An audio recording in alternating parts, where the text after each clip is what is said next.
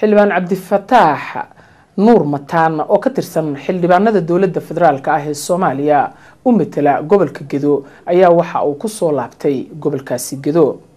waxa halkaasi ku soo dhaweeyay dadweynaha ku nool gobolkaasi waxaana warkaas oo faahfaahsan noo haya Maxamed Qani Kuusow oo doolow nooga soo diray warkan xildhibaan Cabdifataax Nuur Mataan bariiq oo kamid ah golaha baarlamaanka ee cusub ayaa soo gaaray degmada doolow Soomaaliya ee gobolka Gedo ayadoo halkaas ay ku soo dhaweeyeen siyaasiyiinta waxgaradka iyo sidoo kale qaybaha kala duwan ee bulshada siyaasiyiinta oo la hadlay TV-gan caalamiga ee Somali Channel ayaa uga waramaya sida ay dareenkoodu yahay bismillaahir rahmaanir rahiim waxa maanta sharaf weyn noo ah oo halkaan xafladan inaan ku soo dhaweyno xildhibaan Cabdifataax Nuur Mataan oo ah xildhibaankii ugu horeeyay ee xildhibaanada Jamhuuriyadda Federaalka ee dhawaan la dhisay soo booqday gobolkiisii iyo booskii uu ka lahaa hawsha matalaadda xildhibaan Cabdifataax oo lagu xasuusto aabba qaali ah oo dhalay Nuur Mataan Cabdi Allah u naxariisto xafladan maanta way soo abaabuleen maamulka dadweynaha iyo culimada degmada doolow Soomaaliya oo ay ku soo dhaweeyeen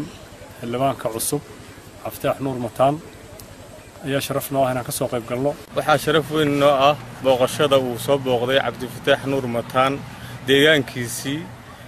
xafladda maantana ka soo qaybgalkeeda aad iyo aad baan ugu faraxsanahay Cabdifataax waxaan leenahay oo dhihi karnaa xildhibaanadii cusbaa la doortay wax badan buu nooga duwan yahay waa xildhibaankii koobaad oo deegaanka soo booqday oo isku soo leenahay xildhibaankii koobaad oo yimaado deegaankiisa ayaad noqotay sharaf weyn bayna ku tahay annagana aan maartay ku tixgelin doonaa oo maartay aad iyo aad ugu faraxsanahay ilaahay baa mahadlay marka koobaad waxaan aad iyo aad ugu mahadcelinayaa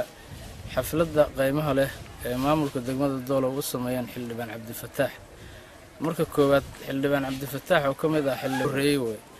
aad iyo aad baan ugu mahadcelinaynaa waxaan leenahay ku soo dhawow gobolkaaga iyo dadkaaga Bismillahir Rahmaanir Rahiim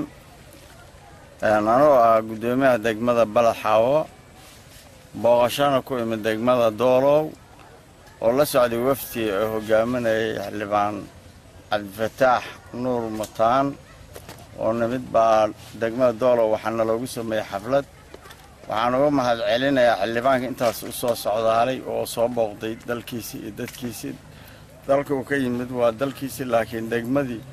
degmooyinkiisii iyo ku soo laabtay oo uga soo booqday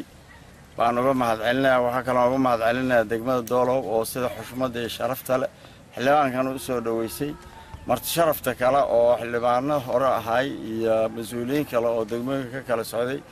ururka Sunna wal Jamaa mas'uuliyiin ka socotay iyo marti sharaf fara badan halkaas lagu marti qaaday baan uga mahadcelinayaa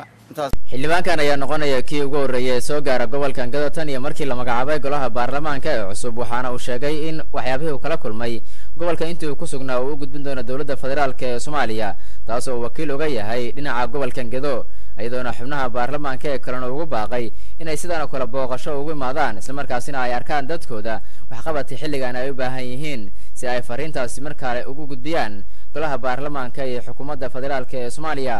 Maxamed Qani Kuusow TV-ga caalamiga ee Somali Channel degmada doolow Soomaaliya